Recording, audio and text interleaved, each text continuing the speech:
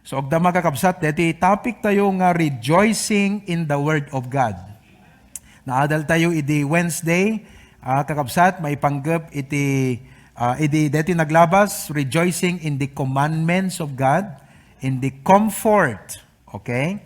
We also learn about rejoicing in its company. Tonight, I would like to share with you another point in our topic, delighting in its correction.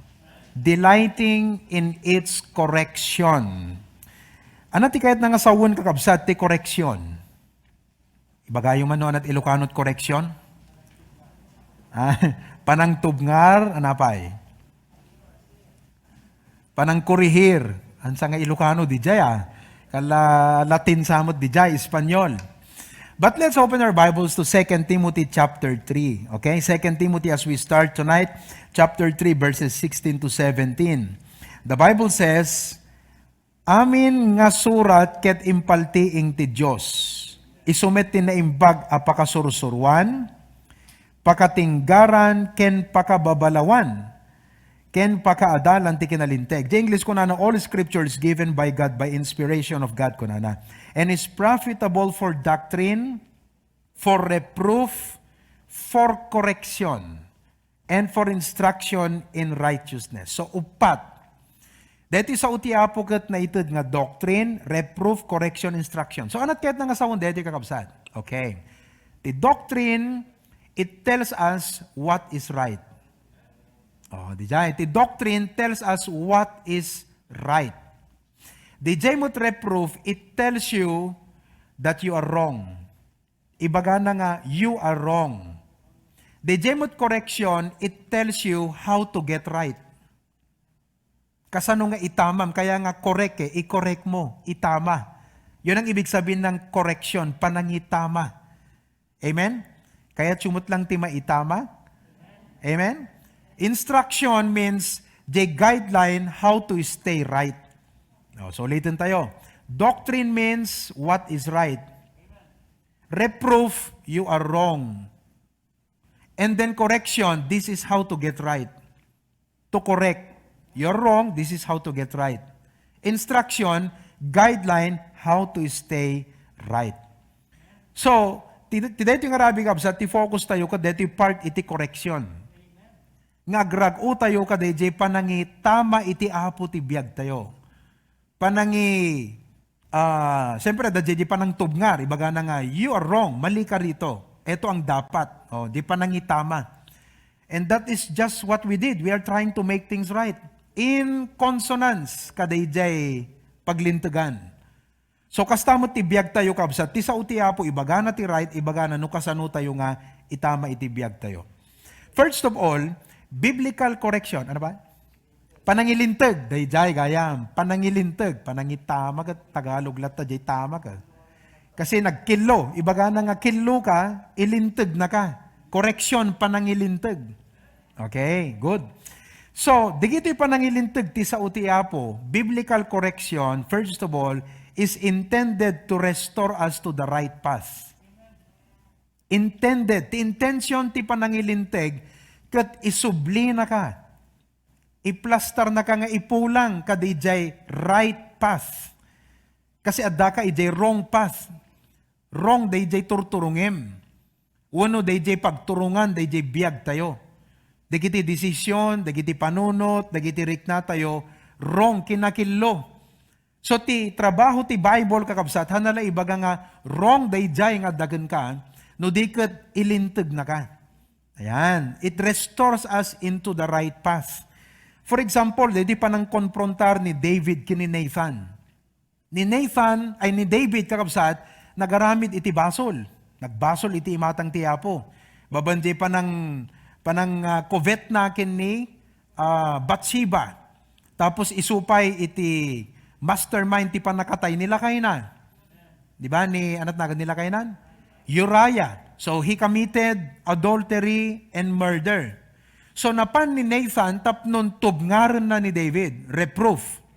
Kat dahito nga panang tubngar ni Nathan kini David, ti intention na, kat tapno ipulang na ni David, ijay right path. And praise the Lord, David was humble enough Ngem nasakit digijay sarita ni Nathan kingkwana. If you look at 2 Samuel chapter number 12.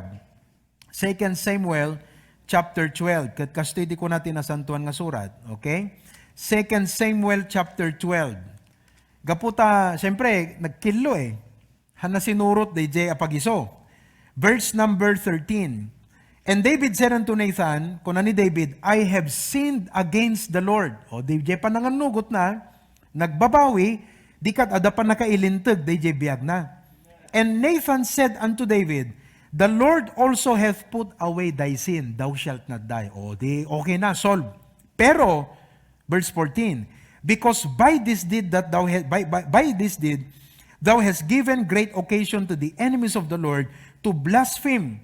The child also that is born unto thee shall surely die. And Nathan departed unto his house, and the Lord struck the child that Uriah's wife bare unto David, and it was very sick. So, nailintag day biyag ni David. Numan pa'y nag-suffer iti consequences, kadeti nga kinakilo nga inaramid na, ngem na ipulang ti biyag na. Correction. That is what the Bible does. Kat dahito iti may nga banag nga nasakit, nga lakamon tayo, ngem masapul nga adda iti ragsak tayo nga manglakam. Delighting in its corrections. Ni Balaam, kakabsat, malagipyo, the story, the prophet in the Bible. Ket, kuna ni Balak sa, kuna nagat, mangi padto ka, mangi prophesy ka ti word against iti nation of Israel, ket itad kunto ti kinabaknang kengka. So, nasulisok isuna ka dayjay. Kadayjay nga bigat, sumurnong aldaw, mapan, agtakder di bantay, tapno ilunod na kumakakabsat ti Israel. Aya, ket naglugan kadayjay pagsakayan na nga asno. Ada anghel nga nagtakder di sangwanan na nga nakaigam ti kampilan. Ket, han na kayat ti agtaray, dati kabalyaw. Ay asno, di ko ang kakabsat kat saplita na nga kastagat inwadag na nga in pasaid, na itama di saka na yan di pader. Ket nagunget, nagsarita kakabsat di asno. Ije nga tinubngar ti apo isuna, tapno mailintag. Kasi han na usto, di nga turong na kakabsat. So, biblical correction is intended to restore us to the right path. Kaya sumut lang kakabsat ti mailintag. Nga maipulang ijay right nga dapat nga pagturungan ti panagbiag tayo. Praise God. Number 2, biblical corrections are out of love. Biblical corrections are out of love. Di gito'y panangilintag, tiyapo nga dati sa una kakabsat, ket out of love. Napnuan panagayat kakabsat. The Revelations chapter 3 verse number 19, Revelations chapter 3 verse number 19, kung natin nasantuan nga surat, kadagiti so amin ngay ayatek, babalawek ken gugurak ida. Oh, I rebuke and chasten. That is a part of correction, out of love. In Proverbs chapter 3, verse number 12. Proverbs chapter 3, for whom the Lord loveth, He what? Correcteth. Even as a father, the son in whom He delighteth. So, dito sa utiya po, paiso nga maka-comfort, maka-encourage. Ngemti sa utiya po, at dapat iti role na nga mangilintag ti biyag tayo, dagiti kinakilo, dagiti kamali, dagiti hana pagiso iti biyag tayo. Dito Biblia, saan la nga mang comfort no diket mangilintag. So dapat kakabsat, as God's people, hanla nga ti kayat nga mga ganti Biblia, kat digijay nasaya at nga maka-comfort kanya tayo. No di kat maka-comfort kumapay kada tayo, DJ makita tayo nga intention ti Apo nga mangilintag ti biyag tayo, numampay narigat. Kasla ko ba, napadasan nyo sigurot naglagi si Tito lang na nuno na naipaliko ko. Tasya kidig, no, idi pa nagbabasketball kakabsat kat na ikwatisakak kat numapang ko pa ilot, idi kat ipukpuk ka ako, jakto kayo nagbasketballan kung ko nakide kakabsat. Amen? At ipulang na agasam day jaya, nagsakit, napadasan nyo siguro. Sino nakapadas sa kabsat? Di ba nagrigat? Di pa nangipulang na? Takta kayo basketball lang kung nagimbag ka kabsat kat. Hindi, shoot lang. O basketball yung pastor ko na, dagat, shoot lang kung kunak. Hindi maalak man rik na ako nagat, sige manan. Naalak man ang kakabsat, dito bangir. O di na pang kumampi na ipulangan. Correction ti kahit nga sa wunday jay. Kadagyaman tayo nga iti ayat ti Apo kakabsat, kat kayat na tayo nga ilintag. Comfort day jay kada tayo kakabsat. Hebrews chapter 12 verses 9 to 11 says the same way. Ngayon makita tayo kakabsat nga in the Bible, at dadadigiti kinurihir ni Apo Diyos wano pinadas ti Apo nga ilintag, ipulang to restore to the right path.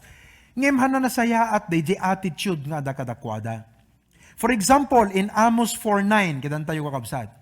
Amos chapter 4 verse number 9. Okay?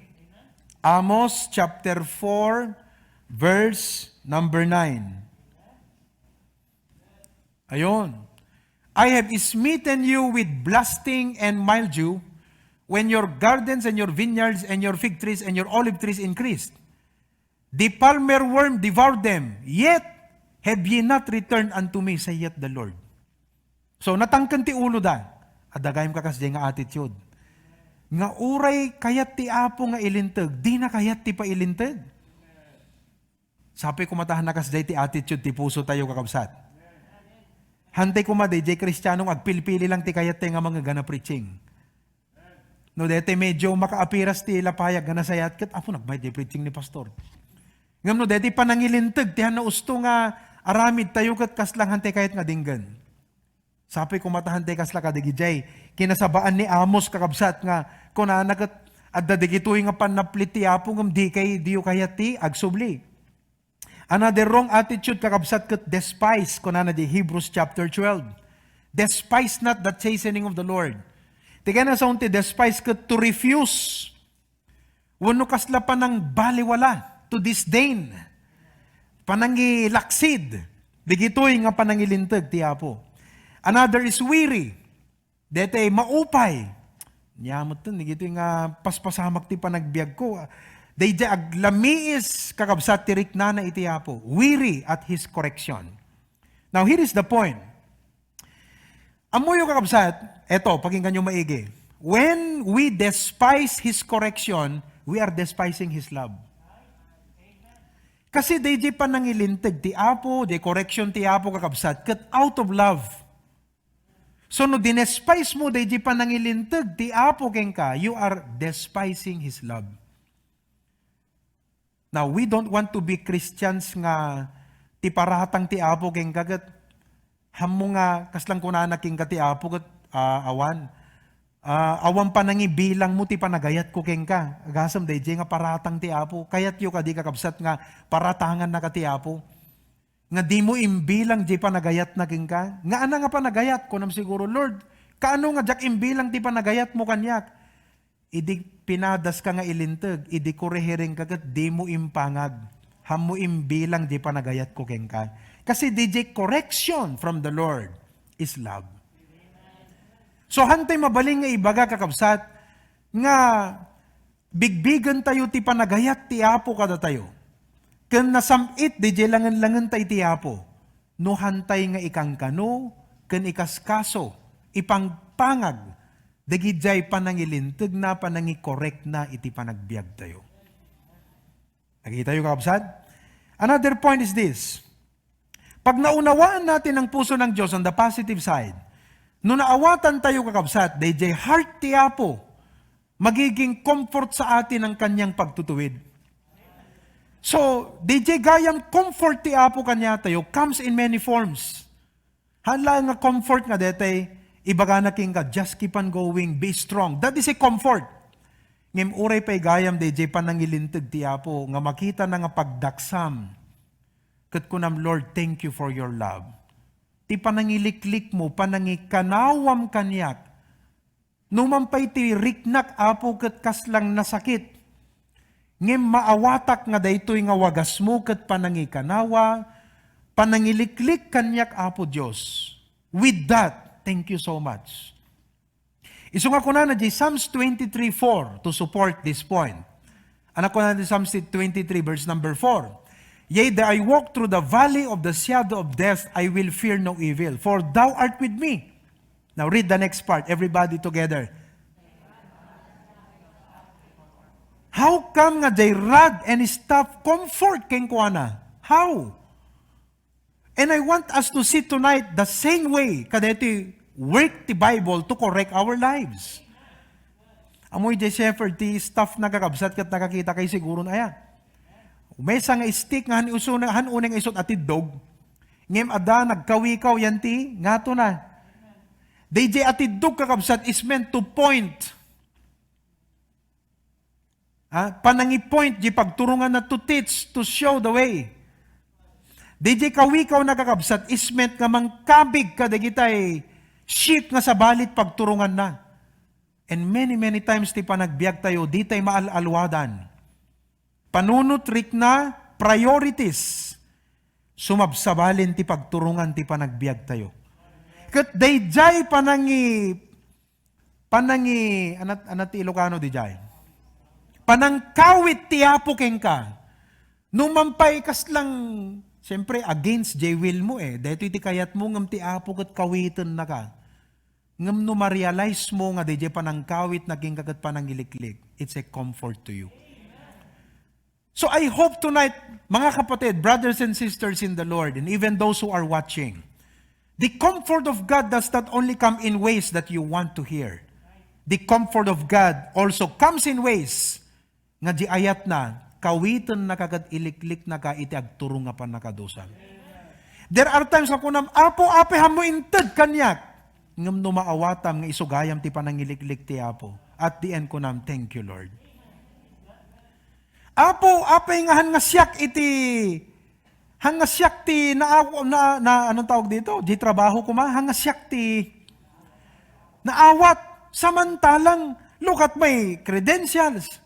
Dedikit din ti naawat samantalang siyak imun una akpay nga amang mabalin ako natay pay siguro aya. Ngem dim ammo anagayam iti what's boiling nga makungkuna. Anati agdama nga malutlutod jay kat gayam isut pa ka perjan di biyag mo. Kat dayjay nga panangkawit ti apo keng ka. Numampay kasla na sakit at first, ngam way ti apo nga mangilintag di biyag mo. To lead you into the right path because of His love. Kat dayjay nga panakaamiris tayo kat ko natay Lord, thank you for your love. Dayjay gayam panagayat mo kanya kat saan laeng nga ibagam dayjay makapasaya at itiriknak. No di kat jay panangikanawam, panangkawit mo, panangilintag ti biyag ko. Jay wagas mo nga, nang pukaw, jay wagas mo apo nga anong tawag dito, nang tukol, di gito'y madikanyak apo, numampay na sakit, nga lakaman, nga magyaman na, kasi isut way nga mang-improve ti panagbiag ko. So the correcting work of God and the Bible is a comfort. Masakit, pero comforting isipin kung anong magiging resulta. So, biblical corrections are out of love. So, ngayon kakabsat, sabi ko mata, dito pa naka-i-bring out dito nga issue kat haan nga agbalin nga something nga madide, narigat sa nga dinggan dito, kat something nga, wow, praise God, delighting in its correction. Number 3, biblical correction removes worthless things in our lives. Wow. Biblical correction removes worthless things in our lives. Ikatan na kakabsat gayam, dito pa nang koreher, Ilocano na tayo, panangilintag. Ti Biblia kada tayo, kat iso ti pangikat, kada kita'y banag nga awan kapapayan na kan awan serbi na iti panagbiag tayo. For example, in John chapter 15 verses 2 and 3, kasto ko na ni Apo Jesucristo. John chapter 15 verses number 2. Every branch in me that beareth not fruit, He taketh away. And every branch that beareth fruit, agbungbungan. So nga no, dito nga gundaway, agbungbunga kay ti sa uti Apo. Kada kayo nga kakabsat dito abroad, digito nga may kasabakat at the manifestation na ti biyagyo. Expect this to happen into your life. Every branch that beareth fruit, He purges it. The word nga purging kakabsat. To prune ko na pa iti English. To cut. Tingamin na kayarigan na nga konteksto dito yung kakabsat kat kaubasan.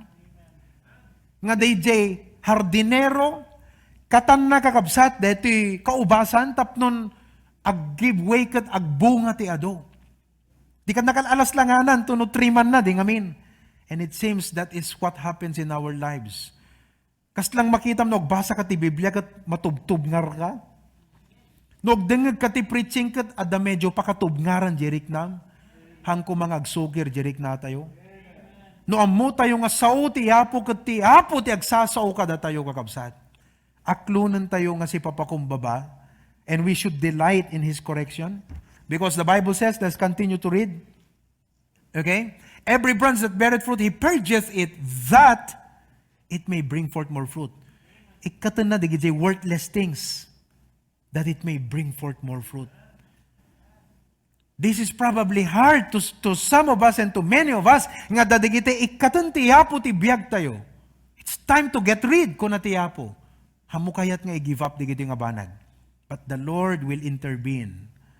That the knife na kakabsat, which is the Word of God. Because if you look at the next verse, just put the verse. Aging nga malpasa kagsawaya.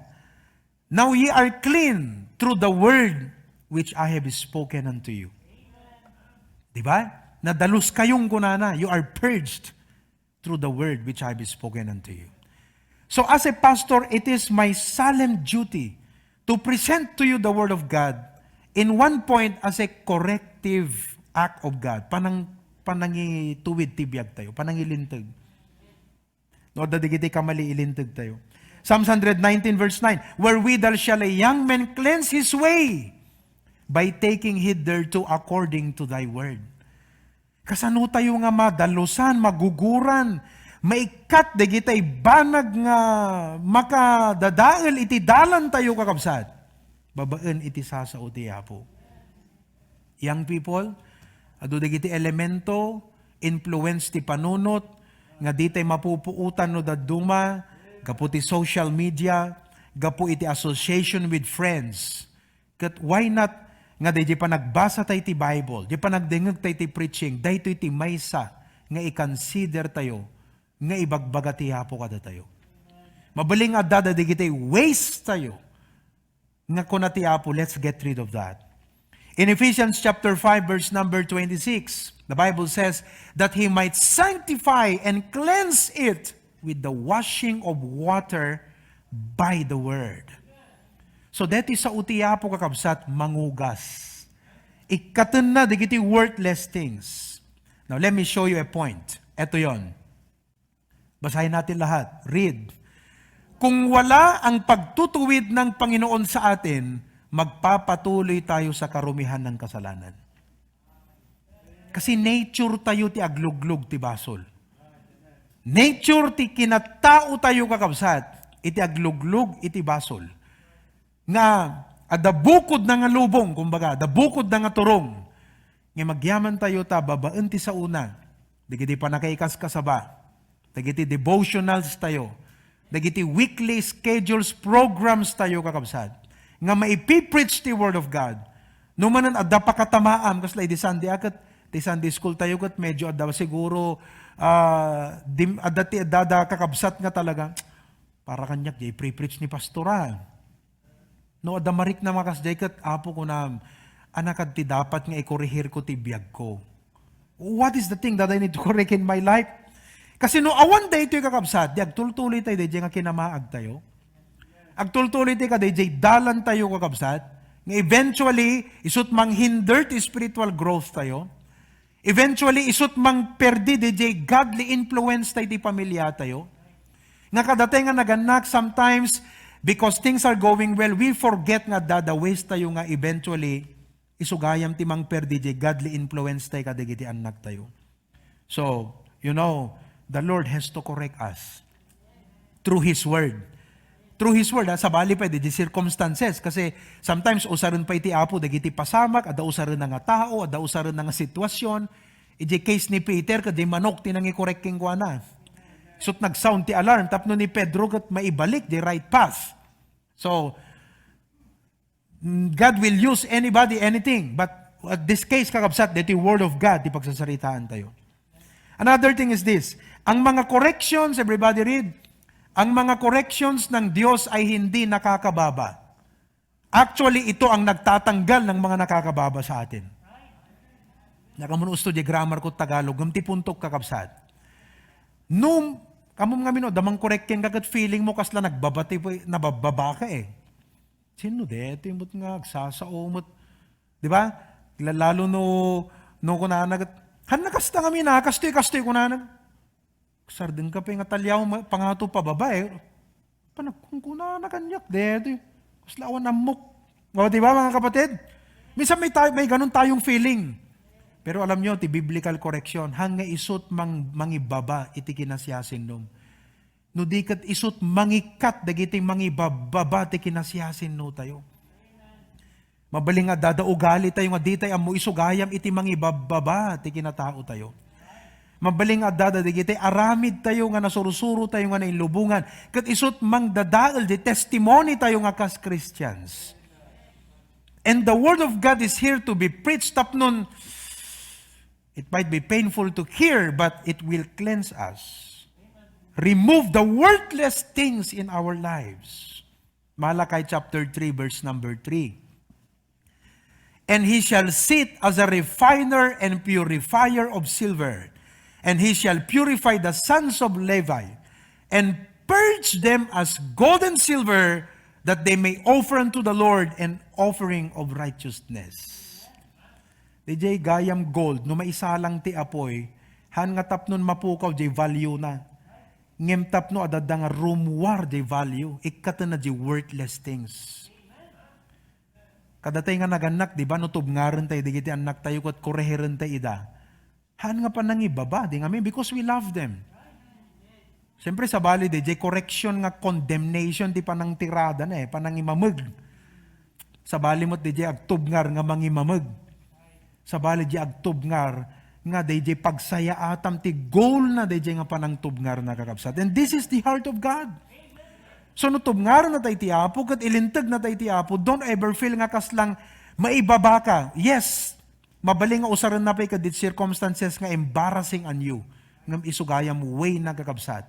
Tapno tukkulan na digiti banag na saya at ti panagbiag mo. So kadigitoy, ma-realize yu itang ako ng Lord, thank you.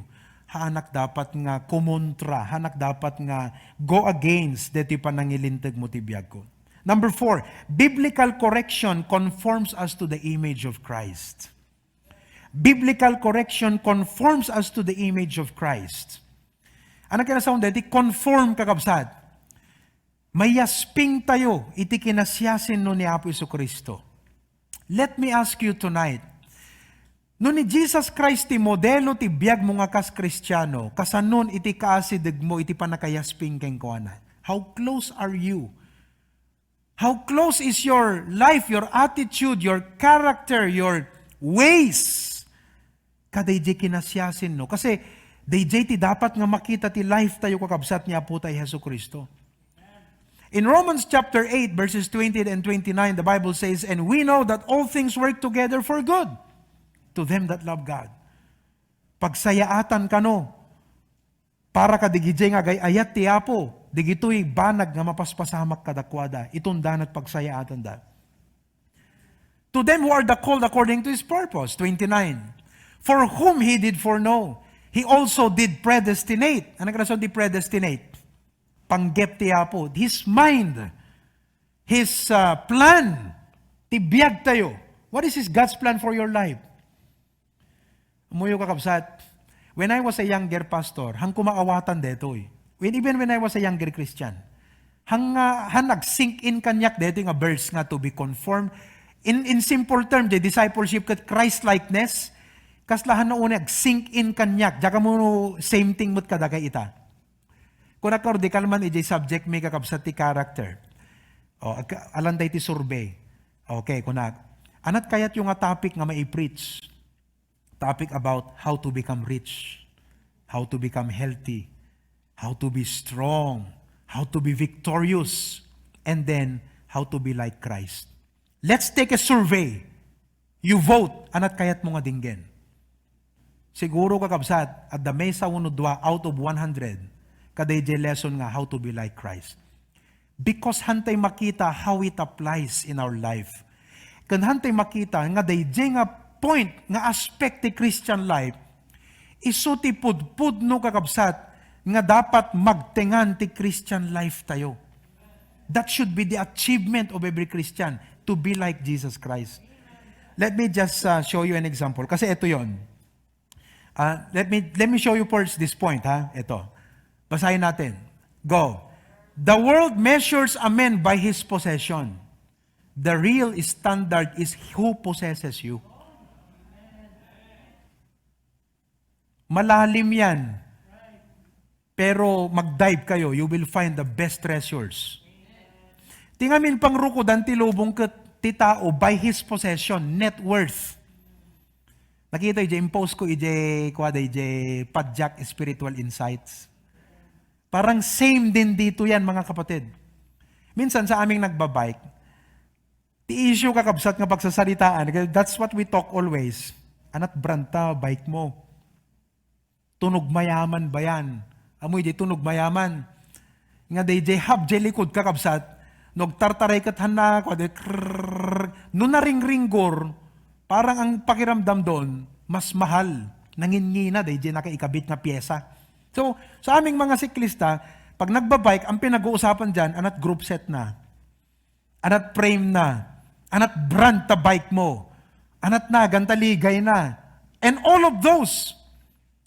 But we fail to realize kung minsan, and actually it is true, nga DJ bike no, digat DJ agpidal kakabsat.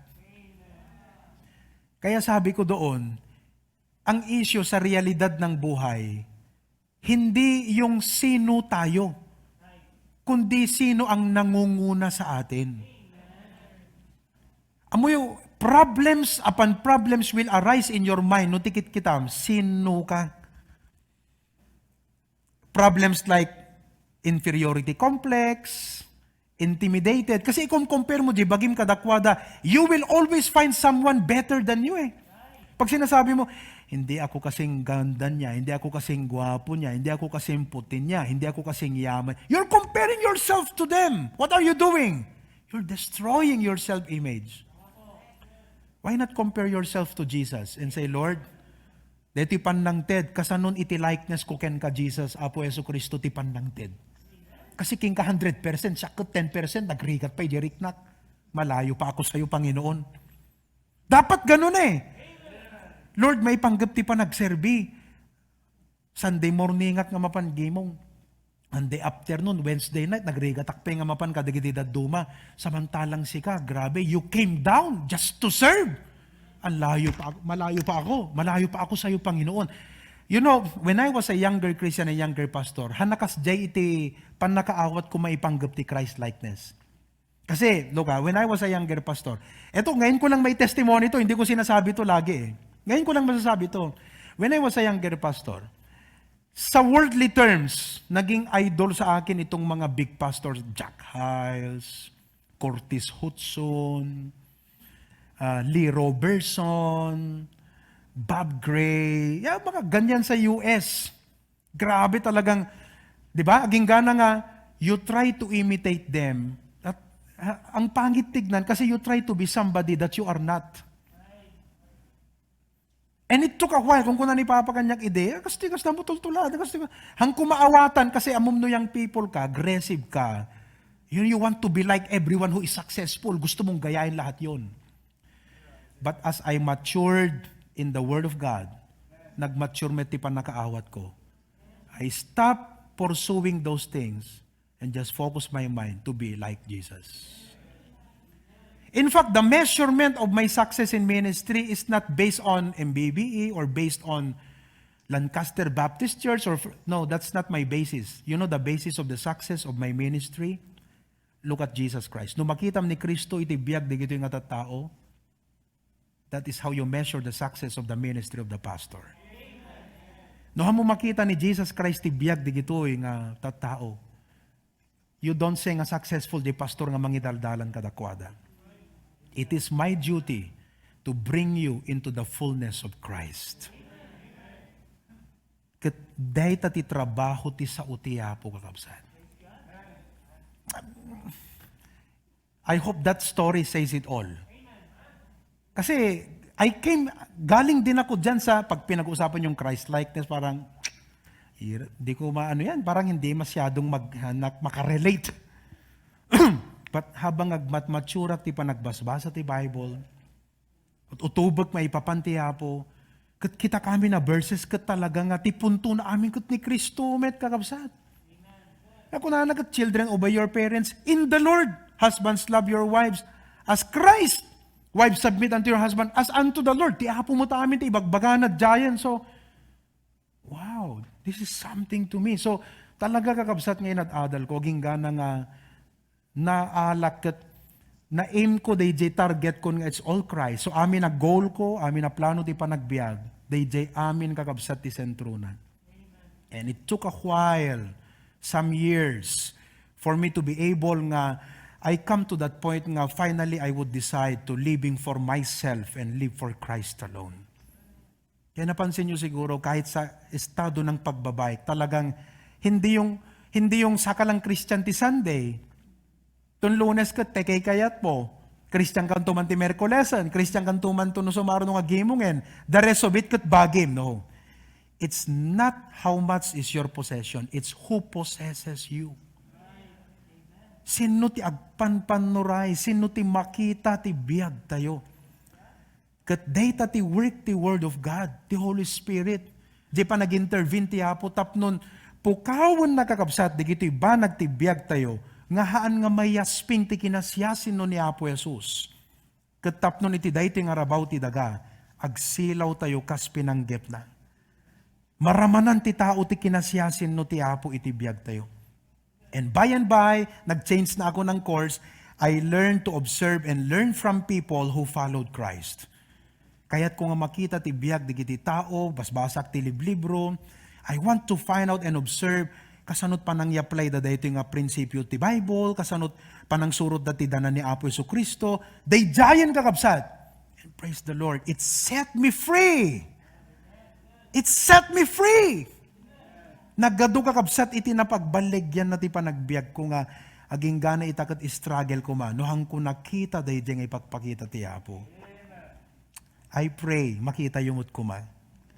Number 5, blessed are those whom God corrects. Blessed are those whom God corrects. Psalms 94 verse 12. Blessed is the man whom thou chastenest, O Lord, and teachest him out of thy law. Nagmayatan kakabsan. Naggasat ko na dayjay tao, nga saplitem Apo, nga isurum to iso na manipod kadagitilintig, meaning panangilinteg.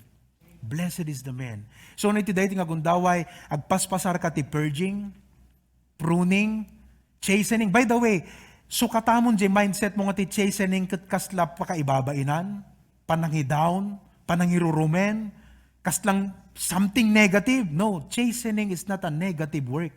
It's a positive act of God. Tikit di negative nga pagdaksa makat jay curse. Ngayon, praise the Lord, when Jesus died on the cross, amin na curse tayo na ilan sa jay. Iso nga itanog, kamali ka kakabsat ti aramidon ti Apo ko chastening, hanga negative ti effect na dapat kanyata ti chastening. Dapat kat we rejoice in His correction. We delight in God's correction.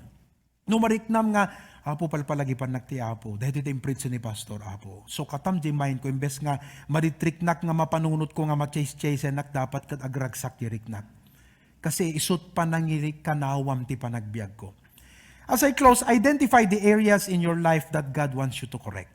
Another digiti areas ti biag mo. Let me just show some things tonight. Nga mabalin kakabsat as I close. Wrong attitude.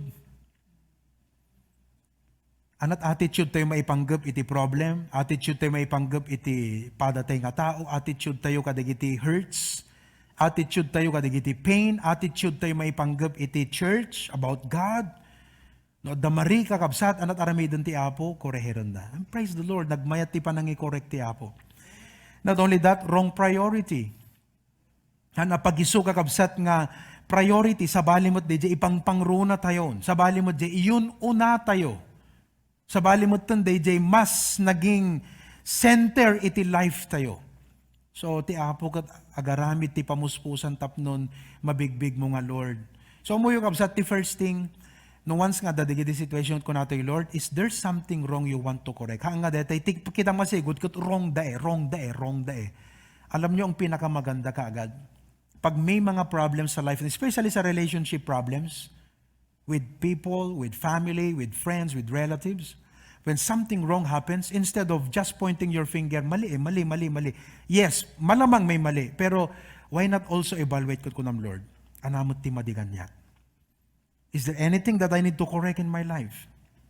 Number 3, wrong affections. Wrong affections. Hana balanse, di gidi affection tayo kakabsat.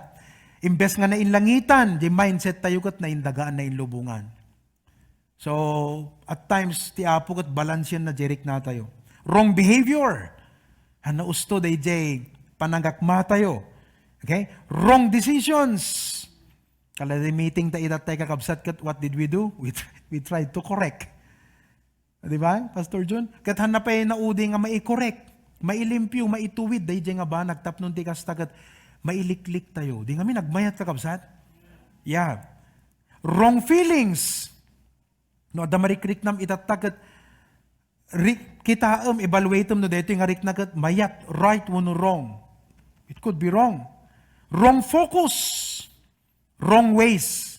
So, anaramidin tayo? Realization. Anat na-realize mo?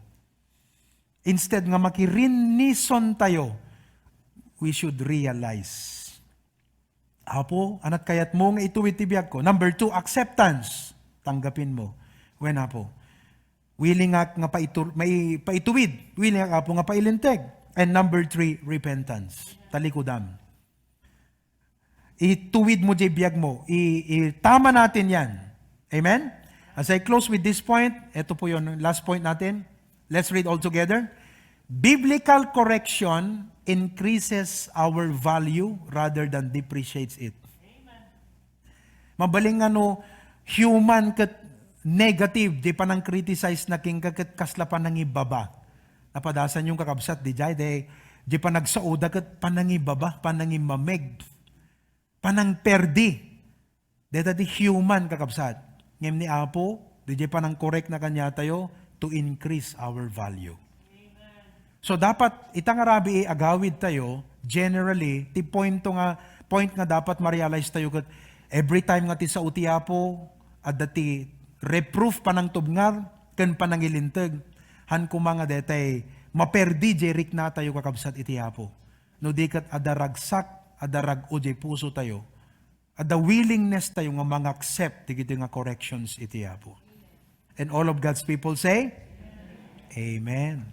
So, madaydayo ti Apo kakabsat, sapi ko mata na bless kay kada ito nga mensahe, uray mo't kada kayo ngagbuybuya, sapi ko mata na bless kayo. Kaslang ironic namin, di topic tayo na, delighting in its correction. Di ba? Ironic, di kami kakabsat? Nakapuot ka pa iti ubing nga babautom ka, nagkatawa. Nakadabaot mo ko, pak! Wala, di ba? Or isang bata na pinagalitan mo, naku na, mali yan, dapat ganito ang gawin mo. Thank you. Correct that mama. Hindi eh. Later on niya na lang sabihin yon. Tuno nagnakem. Kat ko na, giyaman ak mama, ti panang correct mo kanyak, idi. Ngam, idi kat, tiriknak, idi kat, ilunlunod ka, idi mama. No iwayat mo, deta baut mo, idi, kung kunak, idi kat, di, kapela mataya, bakit? Kung kunak, idi mama. Ngam, itatanta na tayo nga nakat na realize ko, thank you. Di ba arakupom no kape ni mama mo? Sa anak ka nagbali na kasto nga na tinunuawan ka nga nagungungot kanyak. So kasta kumamot ti attitude tayo tiyabo nga, Lord, thank you for your corrections. I appreciate it. Greatly appreciate it, Lord. Because han isut mang depreciate kanyak. Isut mang increase ti value iti biyag ko. All of God's people say? Okay.